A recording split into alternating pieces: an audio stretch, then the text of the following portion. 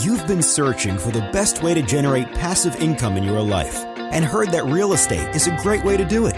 But you're tired of all the so-called gurus who are all talk and no substance. Get ready to celebrate because Kevin Buck has spent 14 years successfully making it happen. This is the Real Estate Investing for Cash Flow podcast. Now, here's Kevin Buck. Hey guys, Kevin Buck here, and I want to welcome you to another episode of the Real Estate Investing for Cash Flow podcast. Our mission is to help you build and maintain massive amounts of cash flow through income-producing real estate investments. And our guest for this week's show is triple net investment expert Alan Fruitman. Alan is the founder of the popular website 1031tax.com and is also the author of the Triple Net Property Book, which is the foremost expert on triple net property investments as well as 1031 tax exchanges. Now, we had Alan on the show many moons ago. We were just talking about this earlier. It's been a couple of years, probably 3 years or more.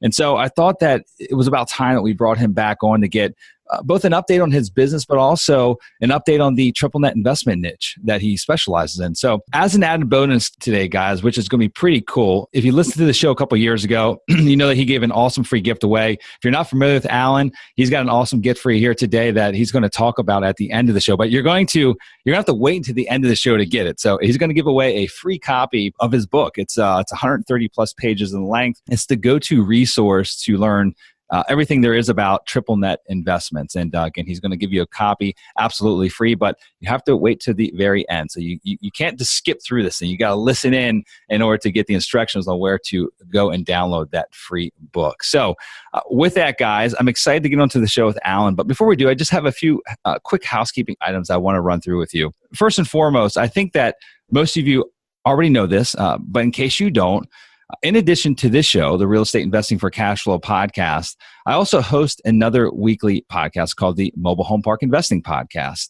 Now, I know you might not have much interest in investing in mobile home parks. I know a lot of you do, but if you're listening in here, there's a chance that you have no interest whatsoever in investing in mobile home parks. And that's fine. I'm not here to press you into that whatsoever. But I'll tell you that a large majority of the strategies that we discuss are very granular in nature over there on the Mobile Home Park Investing Podcast. And they're also very applicable to just about every other type of real estate investing that you could be involved in. You know, whether you're involved in retail or office or multifamily or self-storage, a lot of the tactics and strategies that we talk about are very applicable to any type of real estate investing, okay? You can go find me on iTunes, Stitcher, SoundCloud, and just about every other podcast player out there. I think we're on, a dozen or more directories. iTunes is the most popular. You can search me by name, just Kevin Buck, or you can search it by the Mobile Home Park Investing Podcast.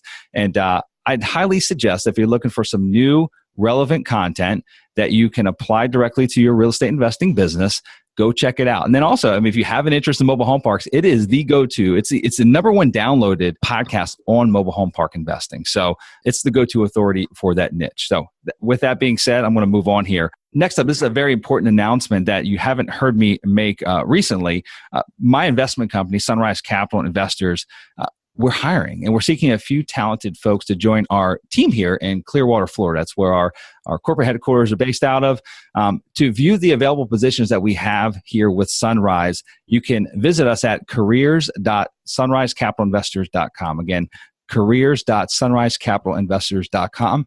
With that being said, that pretty much wraps up the housekeeping items. I'm incredibly excited to do this recap with Alan. We had a great conversation many years ago, and looking forward to finding out what's new with his business and what's changed since we last talked. But before we go on the show with Alan, here's a quick word from our show sponsor, Sunrise Capital Investors. Hey guys, Kevin Buck here with Sunrise Capital Investors. As you are hopefully already well aware if you've been a listener for any period of time, my goal has always been to provide you with as much value as I possibly can through my two podcasts, Real Estate Investing for Cash Flow and the Mobile Home Park Investing Podcast. As our audience continues to grow, literally, we've been downloaded millions of times by folks in over 125 countries. I've had thousands of people reach out looking to get involved in our niche. And that's the phenomenal niche of mobile home park investing. For those that don't know, I've been a full-time real estate investor for nearly 20 years now, and I've personally invested in and have owned apartment complexes, various commercial properties, hundreds of single-family rentals, and I've interviewed some of the most successful investors in just about every other asset class, and I've arrived at this one very simple conclusion. Mobile home parks are hands down the best investment I've found to date. Why? They provide investors with the best risk-adjusted returns out of any other real estate sector that I've seen. Investing in real estate can get complicated, and I really want to simplify this process for you. If you're someone who wants to diversify away from the uncertainty of Wall Street and allocate a percentage of your real estate portfolio to mobile home parks, but maybe you don't have the time nor the inclination to personally locate good deals yourself, then our team will do it for you. At Sunrise Capital Investors, our team specializes in the acquisitions and management of undervalued and highly profitable mobile home parks. And we are now providing accredited investors with an opportunity to participate directly alongside our team in our up-and-coming deals. And let me say this, I believe that we are hands down the best in our space at sourcing highly profitable off-market deals. That's really what makes us unique in this niche and as investment managers. As stewards of your capital, we truly are aligned with our investors. We've structured our investment fund so that we as a company are incentivized in the same way the investor is, which is through the performance of the investment itself. In addition, we want to make sure that we not only make money for our investors, but that they understand how it's being made. That's why we provide our accredited partners with a private monthly podcast that walks them through the detailed updates on how their investment is performing. And we're very transparent, providing you with the good, the bad, and the ugly at times. And so if you'd like to learn more about the partnership opportunities with our team here at Sunrise, please go visit sunrisecapitalinvestors.com and click on the investors link to get signed up. It's absolutely free and you'll get placed on the priority list of when new opportunities come along.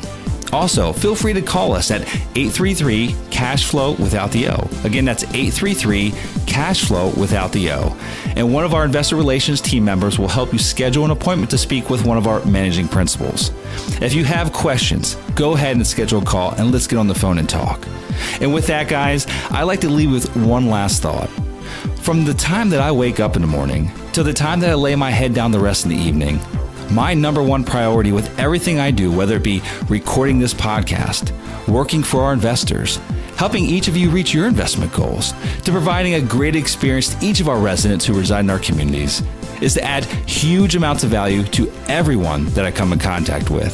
Now, with that being said, I look forward to the opportunity of bringing value to you through Sunrise and through this podcast. Thank you for your time. Now, let's go ahead and get back to the show.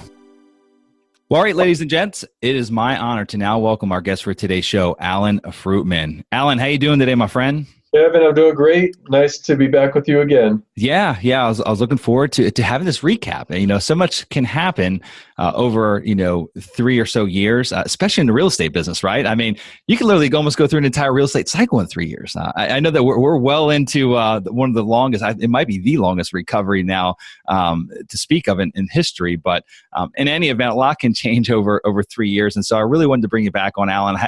We had a great conversation years back on your niche, which is triple net investments. And so it's a niche I know that a lot of folks have an interest in. And so I wanted to bring you back on, talk to you a little bit more about what's going on, what's new in your business, but also for those that don't know much about you, that haven't maybe listened to that prior interview that we did together, find out what it is you do and really learn more about what triple net investments are and how they might be a great opportunity for many of the listeners that are tuning in today. So with that being said, Alan, if you would, for those that don't know you, take a few minutes and tell our listeners a little bit more about yourself and your background. Thank you.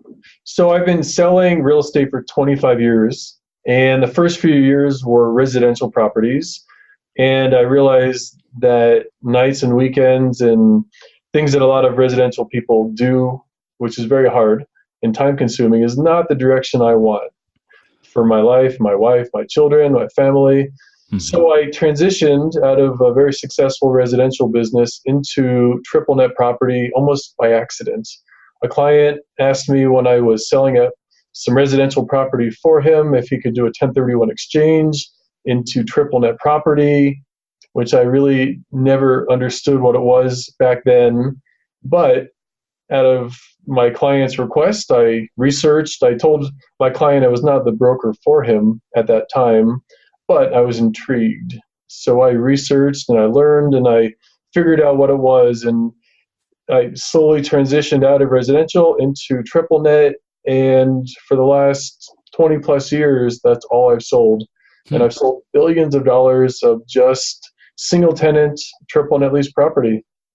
What was it that really encouraged you to make that transition? Was it, hey, I'm truly am sick of driving around like on the nights and the weekends and carting people around in my vehicle, showing them house after house after house? Like you just saw this as a more feasible way to accomplish, the lifestyle that you're looking for out of real estate? Is that really what happened?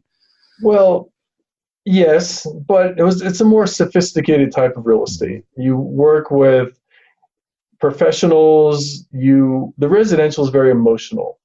Mm-hmm. And it's where you live, it's where you sleep, it's where you go home, it's proximity to schools and work and those items. But this is money. And when you can really change people's financial direction for life if you put them in the right type of property. And triple net properties are not for everybody. So we have to first make sure with my clients that it's a match, that this is the type of property that best fits their short and long-term goals. But when it is, if you're looking for passive income, Fortune 500 tenants, it's really a special type of property for that select group of investors. Mm-hmm. Yeah. And for those that don't have the prior knowledge of what a triple net investment is, can you maybe give us the definition of what that means? Sure. A triple net lease is a type of lease where the landlord has no responsibilities. The tenant will take care of taxes, insurance, roof, structure, parking lot, HVAC, really every aspect of the property is taken care of by the tenant. So it's really the only truly passive type of real estate investment that exists. And the other component to it is the leases are long-term. Not only do you have a Fortune 500 tenant in most cases, but the leases are from 10 to 20 years on the primary term plus options. You mentioned Fortune 500 tenants. What are some of the bigger triple net tenants that are very desirable? I mean, I know I think the ones that come to my mind immediately are like Walgreens and CVS. And I know we had talked a little bit about this earlier. Dollar General or the dollar store, a couple different dollar store type concepts. But what are some of the other big ones that people really chase after that are great secure investments? So there's multiple industries that fall under the triple net category. As you said, the pharmacies, Walgreens and CVS, the dollar stores, usually Dollar General and Family Dollar. There's restaurants, which would be McDonald's and Taco Bell and Panera and Chipotle. There's Sherwin-Williams. There's so many different tenants. When you're driving down the street and you see Home Depot or Lowe's or Kohl's, or the restaurants or any of the national brands, most people don't realize it, but those properties are usually not owned by the tenant. They're owned by individual investors. Mm-hmm. And the reason why the companies don't own them is the companies can have a choice to put their money into real estate or into their business. Mm-hmm. And their business is usually more profitable than owning real estate for them.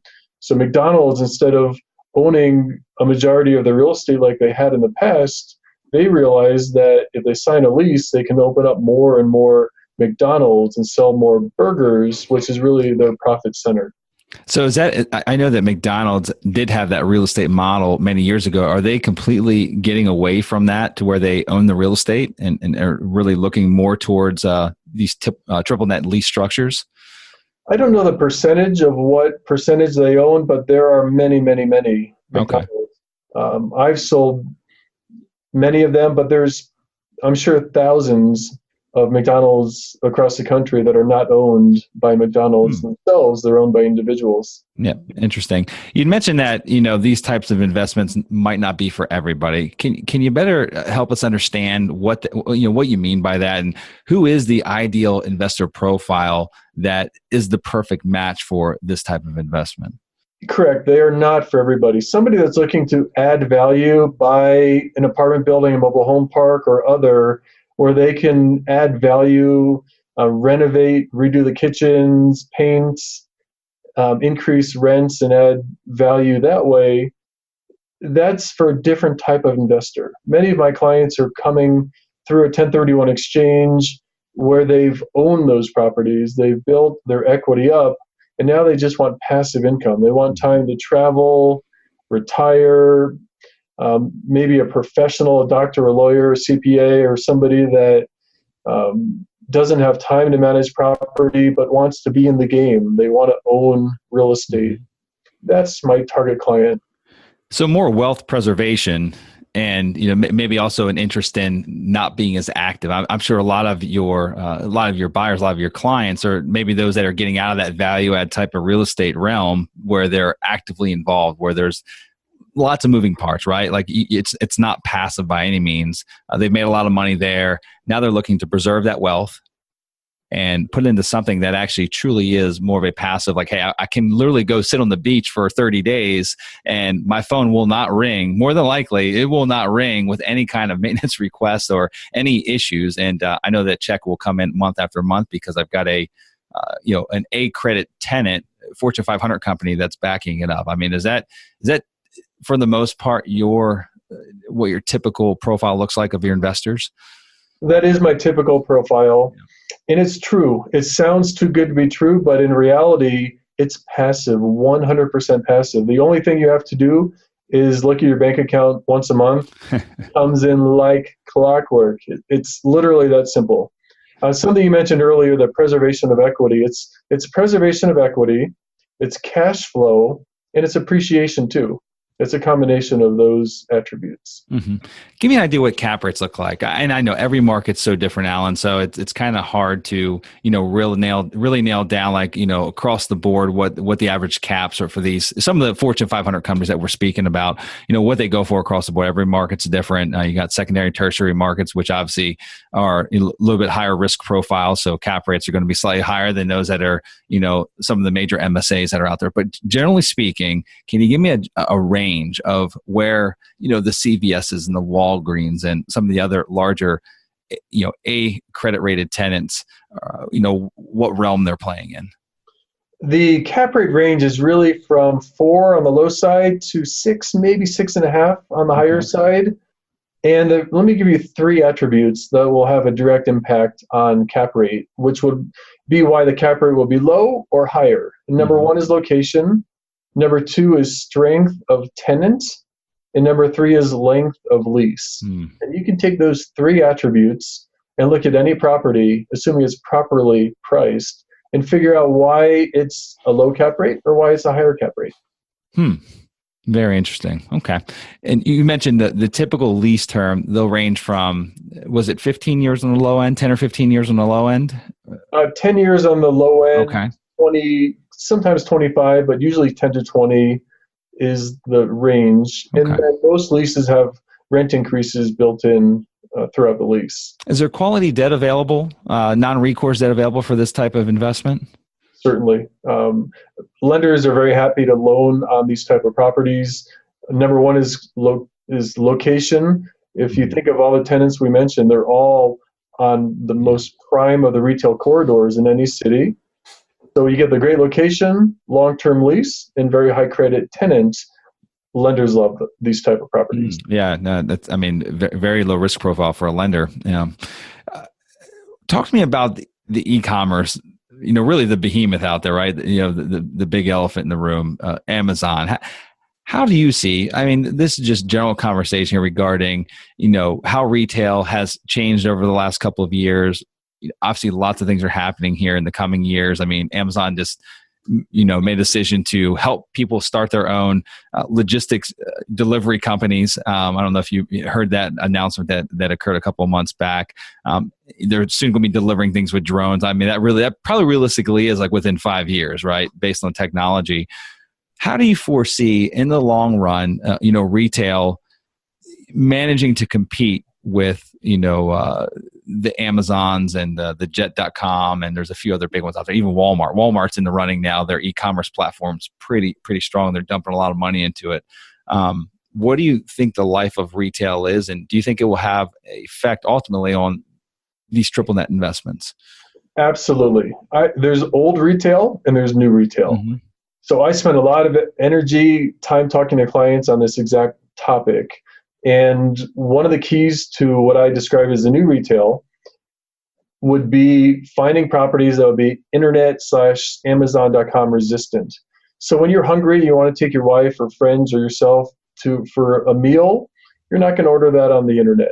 When you take your wife out for a date, your husband out for a date, you're going to go to a restaurant when you're in between appointments and you have very little time and you need to grab a snack, you're going to pull over to a restaurant and grab a quick snack.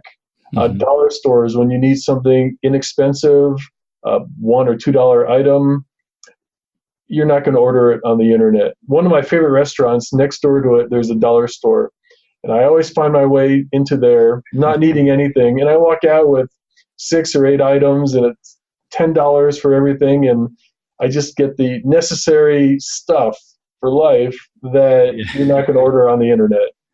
So Amazon, internet-resistant tenants are very, very important. And that's the new retail. The enclosed malls, the big boxes are what I think are the old retail. Yeah, let's talk about the big boxes. I mean, obviously, many big boxes across the country. There's been many large chains that have gone out of business or shut down a lot of their stores. These things are being redeveloped. They're being, split up into smaller retail, storefronts. But how does that? I mean, is there a fear in the long run for like the big box retailers, like the Home Depots, like the Lowe's? Is there a risk at this point to be considered and be factored in when considering a triple net investment? If you were going to look at, a Lowe's, Home Depot, or Best Buy is still around. Best Buy, I would be a little worried about Best Buy. Would that be one that you would still consider in the right market, right opportunity, that Best Buy would be a good bet? Great question. I spend very little time with any of those properties that you mentioned. And here's specifically why. I look at real estate in 2 ways. One is, what is the current use? And number 2 is, what's the future use when your current tenants eventually vacate? So real estate is permanent, but tenants are temporary. They might be there for 20, 30, 40 years, and we may not be alive by the time they finally vacate, but our kids, somebody's going to inherit the property. And if you get a 100,000 square foot Home Depot or other big box, it's very tough to chop it up and put into a use for more tenants, smaller tenants. So my clients that have larger exchanges, I'd rather build a portfolio of smaller properties, smaller footprint properties, more versatile properties, that when the current tenant vacates, it's not very difficult to reposition for another tenant. Yep. So I recently made a multi-state trip a couple weeks ago with one of our new operations staff members, and took him to a bunch of different communities that we owned in many different states. And one of the routes of the trip was from the Huntsville, Alabama area up to Paducah, Kentucky. Most people don't even know where Paducah, Kentucky is, but it was a 4-hour stint through some very rural areas. I mean, literally it was, 180 miles with mostly country roads. I can't tell you how many Dollar Generals that I drove past. Most of them seemed to be fairly new. It seemed about every 25 or so miles on these country roads out in the middle of nowhere, there would be a Dollar General. Again, a lot of them seemed like they were probably built in the last couple of years. Is that a good option for an investor to consider a triple net like that? That's these are incredibly rural markets, but I'm guessing that probably that's the grocery store, the pharmacy, and everything in between for that local marketplace. Other than the local Walmart, which could be, probably 10, 15 miles away. Like this is as good as it gets for those folks that live in that area. I mean, is that a good opportunity in those rural type of markets? So this answer will be controversial, but my answer is a definite no. Yeah, okay. Definite no. So as I mentioned earlier, I look at real estate as in 2 ways. What can you do with it now, and how do you reach it? Yeah. So I did the same trip you did, and I visited a property in Paducah, Kentucky. I know where the Walmart is, and I know all the retail around the Walmart. So I've been to Paducah looking at property, and when I drove to Paducah, we stopped and got gas. And one of the gas stations, at the exit, there was a McDonald's and a Dollar General and nothing else for a very wide area. And thinking about real estate as I do, I was thinking, what would this Dollar General do what would the property owner do if Dollar General were to vacate? The McDonald's on that highway exit next to the gas station will do well forever. But that Dollar General, they vacate, it'll be dormant forever. So on the range of cap rates, there are higher than the 6.5 cap that I mentioned earlier. And there are brand new Dollar Generals with the same 15-year triple net lease available, maybe 7 or 7.25 cap. But I don't even show those to my buyers because I don't believe in the longevity of the investment. So yes, they're there, and yes, they serve an important purpose in those rural communities. But those people that chase cap rate are the ones that get themselves in the most trouble in the long term. That's a very good point. I like how your mind works as far as truly what could be the future use of one of those properties or the buildings should it go vacant. And you're right. I mean, every single one I drove past in between Huntsville and Paducah, there's absolutely nothing. Maybe a bait shop, something that would not be a higher and better use than the Dollar General itself. I want property to be in the path of growth. So if Dollar General vacates and they're on the main street and you're sandwiched between the Walmart, the Kohl's, the Home Depot, the Lowe's, the Panera, the Chase Bank, and all these national tenants, when you're in that type of area, your tenant almost never vacates. But when they do, and there's a high barrier of entry, the next use is often much better than the current use. That's what we're looking for. Yeah. We want to be on that corridor near a hospital, near a highway exit, near a university, something that's permanent.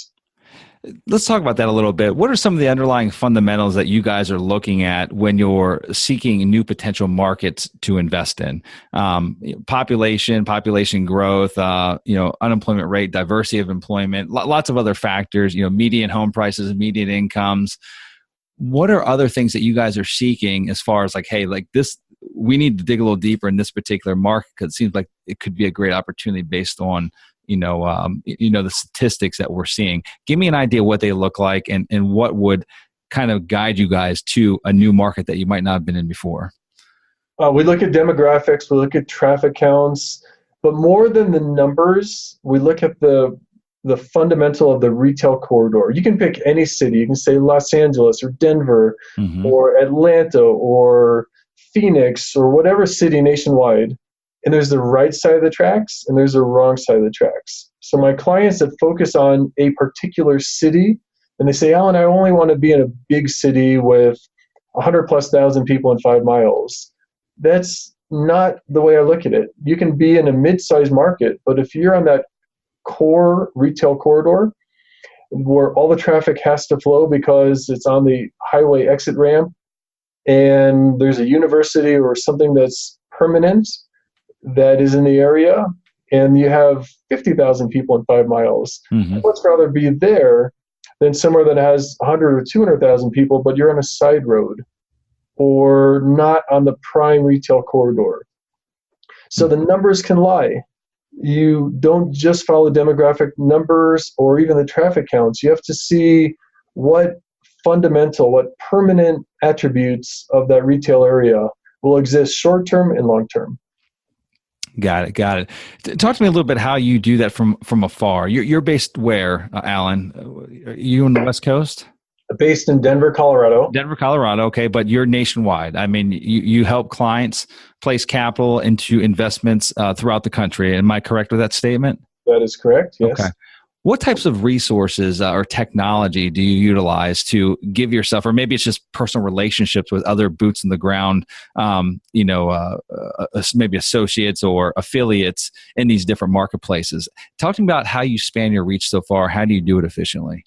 Great question. And I only work with buyers. So you take triple net properties, which is a really narrow segment of the market, and you cut it in half. So I only work with the buyer side.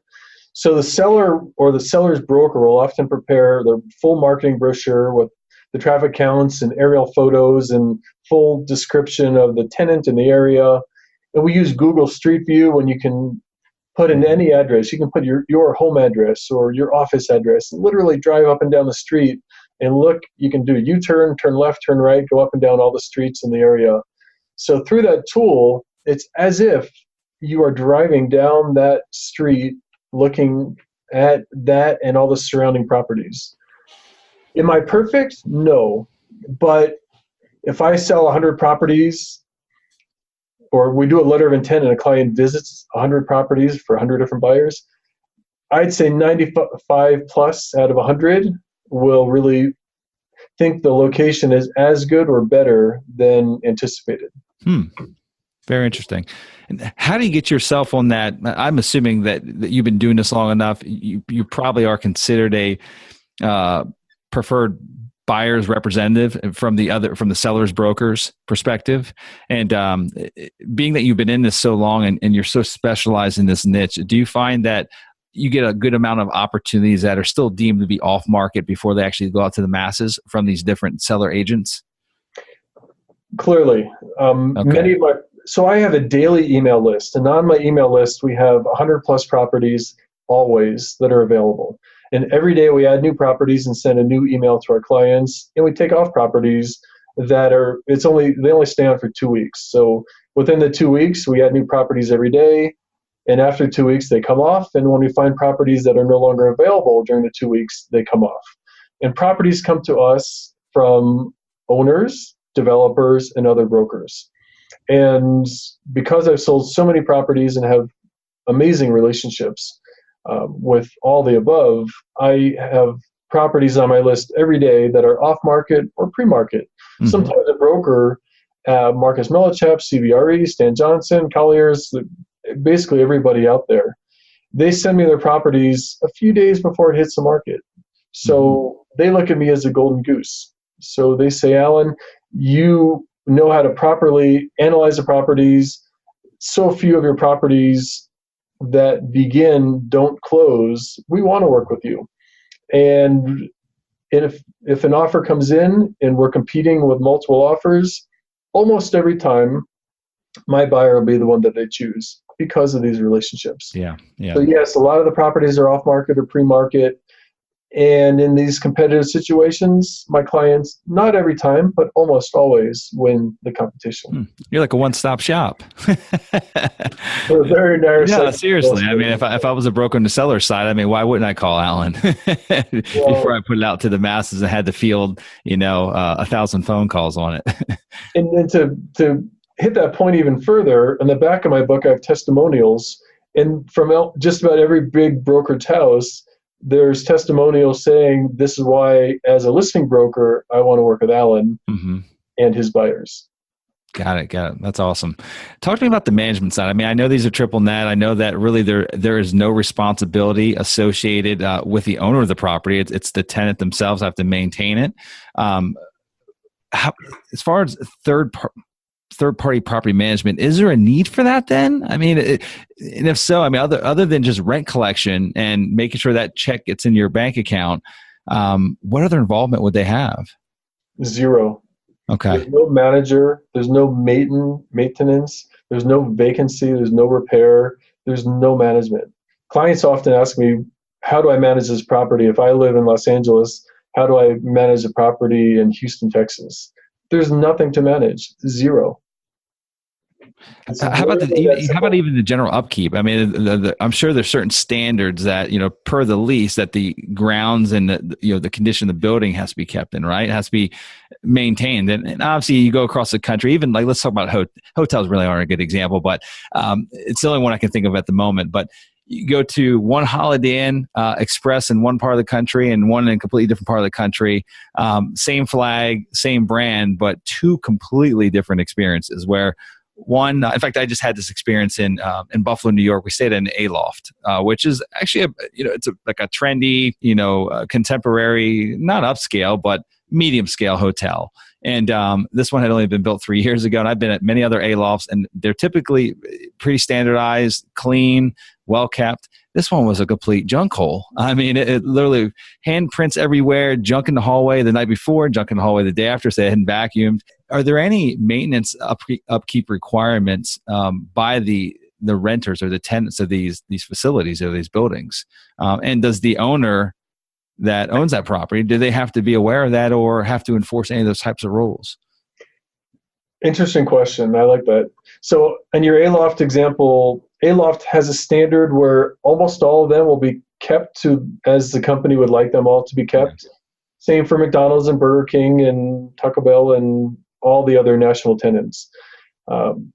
As a landlord, the tenant will maintain your property. That's number one. You're welcome to go by anytime if you see a deficiency, you can tell them that it needs to be remedied, and they will do so as required in the lease. But most importantly, before your lease expires, that's when you want to make sure that it's in proper condition. Should it be in proper condition throughout? Of course. But no sooner than a year or so before your tenant would vacate, you should have inspections, and you should see it yourself and tell them what items are deficient to make sure that when the property is returned to you, it's in its proper, well-maintained condition. Got it. Is there an opportunity, like, in different parts of the country, again, I'm trying to use an example of maybe a CVS or Walgreens. There's different parts of the country where still fairly good markets, but you might see a dark CVS or Walgreens. Maybe they went down the road to the next corner. Maybe they just, they went to another corner just because they had a bigger footprint. They could build a larger, more modern, facility, and it was just cheaper. But they still had an existing lease in place, maybe, number of years remaining on that dark unit. Is there an opportunity for a buyer to buy into, something like that that's got higher risk, right? It's dark, and there maybe aren't many years left on that lease. It's still a credit tenant that's backing that lease, but there's no one in there. Is there the opportunity to buy into something like that at a very significant discount, just to kind of release them from their liability, let them move on, and hopefully on the buying side have a good opportunity on hand? Yes, there are opportunities of that nature. For example, Walgreens just acquired Rite Aid. So if there was a Walgreens and a Rite Aid across the street from each other, only one would survive. And if one were to survive, one would be dark, using your terminology, which is the correct terminology. And that dark property, the tenant would be obligated to fulfill 100% of that lease, whether it's occupied or dark. The tenant, if they go dark, will do one of two things. One is continue payment, or two, offer you a buyout. So if you have a Walgreens and there's 10 years left and they were to go dark, they might say, let me pay you 5 years of rent in advance in just one lump sum to relieve themselves of that obligation. So as a landlord, you can say no, you need to continue as the lease is structured and pay for the next 10 years. You can take the buyout, and from the buyer's side, you can find those properties that are in that, we'll call it semi-distressed situation, but you have to be careful. If they do move out, you have to understand why they moved out. Were they unsuccessful because there wasn't enough business in the area? Or was it a Rite Aid CVS across the street situation? And sometimes a tenant just doesn't do well in an area, but it could be a very viable location for another tenant. So if you properly analyze the location and the fundamentals are there, it could be a great opportunity. I'm thinking from a standpoint of probably not a great example anymore because they're pretty much all gone, the Kmarts, and but I've seen numerous Kmarts across the country that have been converted, and obviously probably on the wrong side of town, not necessarily in the main path of progress any longer. It was maybe 50 years ago or 40 years ago, but where they're converted now to self-storage, internal self-storage or interior self-storage facilities. Different situations like that where you might be able to buy into a building that has some existing revenue left. It's been dark. It's guaranteed still by a credit tenant. Still give you some time to kind of hold that land, hold that property, while receiving some revenue. As you maybe go through your engineering, your planning, that takes a lot of time to redevelop that property into something completely different. That's all. That's kind of where my mind was going with that. And maybe that's not viable, but that's how I was thinking of it. Talk to me about anything else, Alan, that we haven't covered that you feel is vitally important that our listeners should know regarding triple net investments. Anything whatsoever that is high level, that is an absolute must know. Well, I'd begin by saying that there's small ones. You think of a Home Depot that might be $30 million, but some of the triple nets start at $1 million. So you don't have to be super rich to buy a triple net property with a national tenant. They start at $1 million. My average sale is between $1 million and $10 million. And properties go up from there, but I try not to work with the REITs and the pension funds. I like to work with the individual investors. Most people come out of a 1031 exchange, selling their apartment building, their office building, their shopping center, Mm-hmm. in an effort to get something much more passive that they don't have to babysit and take care of each day. And professionals, if you're a professional, you're just looking for a place to invest your money, it's a great opportunity. Generally speaking, we talked a little bit about financing, the ability to get leverage on these acquisitions. But generally speaking, what would one of your typical acquisitions? Let's use $5 million. That's kind of the middle ground.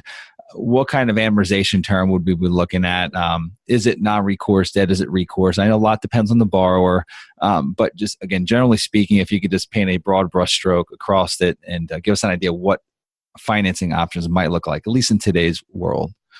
So Kevin, this might sound odd to you, but 80+% of my clients pay cash for properties. Yeah. There's so much money out there chasing all property. Yeah. Maybe more so for triple net property. Lots of baby boomers and people that have a lot of money. Yep. It's not the first time buyer usually does not buy a triple net. It's the people that have money that need a home for that money. So financing is available. You can get non-recourse debt. Somewhere around 30 to 40% down payment is standard. You can probably get a little higher leverage if needed. You can get a 30-year amortization, usually a 10-year balloon. Interest rates around 5% plus or minus. Mm-hmm. Okay. Sounds good. Well, Alan, I want to switch gears real quick if we could. And we're running out of time here, so I want to make sure we hit a few more things before we say goodbye to one another. You've been doing this now, you mentioned, is it 25 years? 25 years. 25 years. It's quite a long time. So you've been specializing in this niche for a long time. You've learned a lot. You've probably made a lot of mistakes. We all do. If you can go back to day one when you were first introduced, I don't want to say when you first got into real estate. I want to say when you were first introduced to this triple net niche. If you go back and give yourself some advice on that day when you were introduced to this, knowing what you know today, what would that advice be? What advice would I give to a buyer? No, to you, to yourself, to Alan 25 years ago when you first stepped into this triple net niche. Well, I first started when the internet was just coming of age. So I put up a website. My phone rang off the hook when I was one of the pioneers. That's all you had to do back then, right? Put up a website 20 some odd years ago and your phone rings off the hook. I probably would have listened more and thought I was not as smart as I thought I was back then, because over the years you gain a lot of wisdom, and my wisdom teaches me listen more and talk less and learn more about the client. Instead of telling them what you think they need to know, ask them what is important to them instead of trying to I match the person now with the property as opposed to the opposite. I used to think this is a great property, it's right for you. But now I know much more about relationships and properties and what works and what doesn't work. So the advice I would have given myself back then would be probably listen more and pay attention more, ask more questions.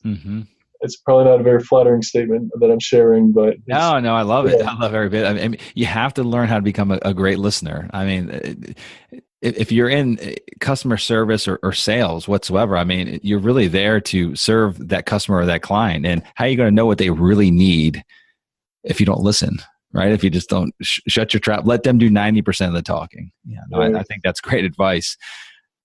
With that being said, Alan, I want to enter into what I call the golden nugget segment of the show. But before we go there, in the beginning, when I was doing the introduction, I promised the listeners that you had a gift for them. And it's an awesome gift. I mean, it's a full-blown book. This isn't like a white paper or, a little dinky ebook that's, 20 pages in length. This is a full-blown 130-page plus book. And we're going to mention how they could grab a free copy of it. So if you wouldn't mind, Alan, maybe tell us a little bit more about the book and how they can obtain that free copy. Well, here's what it looks like. So I wrote the book on triple net property, and at the end, Kevin will give you the details of how to obtain it. Should I share now or should I wait? No, you can share now. And guys, I also put it in the show notes. And so essentially just tell them how they can grab a copy. And then I'm going to go ahead and plug that into the show notes as well. In the event that they're driving, they can't write it down, they can always go to my website and link to it directly. All right. So there's 3 ways to get my book. Number 1, on my website, www.1031tax.com. You can download a free copy, and that'll be an e-copy. Number two, you can go to Amazon.com, and I price it on Amazon at my cost. So my raw cost is $3 and change. So if you want to stay anonymous, you can go to Amazon and buy it at $3 and change and get a at cost copy. Or the third choice, through my website, hit the contact button and just send me your name and phone number and mailing address, and I'll mail you a complimentary copy of my book. Awesome. Do we get an autograph on it, Alan, if we email you directly? No, I'm joking. See this little button here? It says autograph by author. No. I personalize every one that I mail out. Yes. Yeah. Well, that's very kind of you. And I've actually had the opportunity to read the book. You'd given me a copy many years ago, and it's a phenomenal book, guys. If you really want to dig a little deeper into the triple net niche, and again, we only had an hour to really spend on it here today, not even a full hour, and a lot more that we could go as far as involvement and depth into this particular topic. But with that being said, Alan, I like to wrap things up for today. And so I want to go enter into what I call the golden nugget segment of the show. And this is where we really get from you what would be the last golden nugget of advice or wisdom that you could leave with the listeners that may inspire and motivate them as they progress in their real estate investing careers. You've given us a ton of golden nuggets already, but if you had just one more left in your pocket that you could share with us, what would that one last one be? All right, here's my golden nugget. The golden nugget is find an expert. If you want to buy a mobile home, we know who the mobile home expert is. If you want to buy a triple net, an apartment building, whatever, even a house, whatever you want to buy, find the expert. Don't try to look on Craigslist or Realtor.com or wherever else and think you're an expert. When you need a lawyer, you hire a lawyer. When you're looking to buy a specific type of real estate and you want it to be one that's going to be the right property, not just one that you can buy, find an expert. If it's triple net property, call me. If it's another kind of property, find the expert who will listen, who understands, who has the track record, and follow proper guidance. No, that's great advice, Alan. And I'd like, if you wouldn't mind, I'd like to elaborate on that a little bit. Obviously, triple net, you're the man. Mobile home parks, I'm the man. What advice would you give someone that was seeking to find that expert in another niche? I mean, where would you direct them to go? Like if they had 5 to 10 minutes to figure out who the expert was in any given other niche, whether it's retail or office or self-storage, any of the above, what advice would you give them? Ask a friend. If you have a friend that is in that field and can refer you to an expert, if you want to buy a house in your friend's neighborhood, ask your friend who specializes in the neighborhood, who has the right resume, who has the right experience, and maybe a personality match too is important. Referrals are the key to the business. Most of my business comes from referrals. I imagine most of yours comes from referrals too. They have to have a track record. You don't want to have a learning curve on your time. You don't want your lawyer to say, let me research that question. You want your lawyer to say, yes, I've done that 50 times or 500 times, and this is the answer to your question. Find the expert, preferably by referral. Make sure they have the right resume and experience to be your expert. Mm-hmm. Yeah, absolutely. No, that's great advice. And just a couple more, tips that I would give. I'm not a big fan of LoopNet. I don't think I kind of consider it the trash can. And no offense, Alan, if you list anything on LoopNet, but it seems like things kind of go there to die, and there's like a last ditch effort for the most part. But what I have used LoopNet for in the past is seeking the brokers that have the most listings in a particular niche. You'll see themes, you'll see trends with brokers, the larger brokers in any given niche that will have a lot of the listings in a given market or on a national basis. And so LoopNet's a good place to go. But also another avenue that I've taken that I think could be very helpful is do a little bit of research and find a lender who specializes in that given niche, whether it's mobile home parks or multifamily. You'll find a lot of lenders out there that are very niche as well, that only lend on certain types of real estate, or they specialize in certain types of real estate. Go call that lender or that brokerage firm up and ask them, who are some of their larger producers as far as brokers, sales brokers, and call that individual up if you're looking for that particular type of real estate. So kind of take a reverse path into it to find out who the expert is, who does the most volume, who is the guy that you want to. You don't want to waste your time with that learning curve like Alan suggested. You want to go direct to the source, the guy that's hitting home runs left and right, because you want to have him hit a home run for you as well. So that would be my lasting advice there. Alan, this has been a lot of fun, man. I'm really appreciative that you've taken the time to come back on the show. Again, it's been many years, but always a pleasure speaking with you. And guys, just to reiterate, you can learn more about Alan and his company and also download a free copy of that book by going to his website, which is 1031tax.com. And Alan, that's all we have, my friend. Really appreciate you coming on, and I'll look forward to staying in touch with you, okay? Thank you, Kevin. Congratulations! Now you've got more of the best tricks of the trade in building massive amounts of passive income from real estate. For more amazing resources, visit realestateinvestingforcashflow.com. And we'll see you next Monday morning.